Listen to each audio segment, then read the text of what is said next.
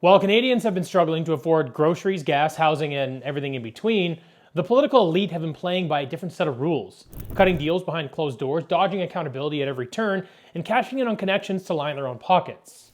Well, this might finally be coming to an end. Pierre has introduced the Accountability Act 2.0, a long overdue plan to clean up the rot and corruption in Ottawa, making sure politicians and insiders are finally held to the same standards as the rest of us. Here are the details. First, he's banning shadow lobbying.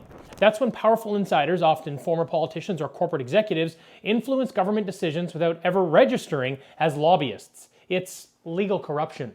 They don't have to disclose meetings, no transparency, no paper trail.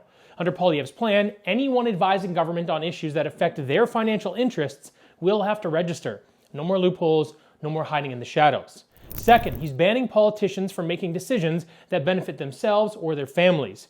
I mean, this should be obvious, but right now the rules are so vague that MPs can vote on policies that could boost their spouse's real estate portfolio or their own corporate shares. Poilievre's plan forces them to disclose personal interests and get approval from the ethics commissioner before making those calls. Third, real penalties, not a slap on the wrist or a stern letter. A $10,000 fine if you break the rules. When former Liberal Minister Dominic LeBlanc was caught giving a lucrative fishing license to a company tied to his wife's cousin, he got a report. That was it. Under this plan, there would be a price to pay.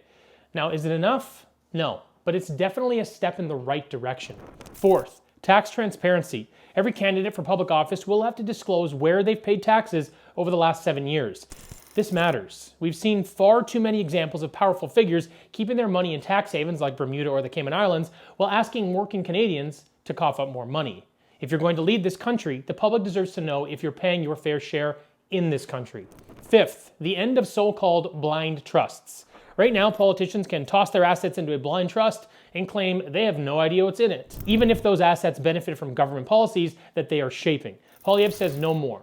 Cabinet ministers will have to fully divest from tax havens and disclose their holdings to the ethics commissioner, and if they don't, there will be consequences. Will the consequences be significant enough? Probably not. But again, it's at least a step in the right direction. And finally, asset disclosure. Party leaders will be required to declare what they own within 30 days of becoming leader. Prime Minister, same timeline. The goal, no more mystery, no more hidden millions, and no more cozy arrangements protected by secrecy. This plan isn't about politics, it's about restoring trust, because Canadians are sick of the double standard and sick of politicians getting rich off the system while the average family falls further behind. No other party is even talking about accountability or challenging the status quo that got us here.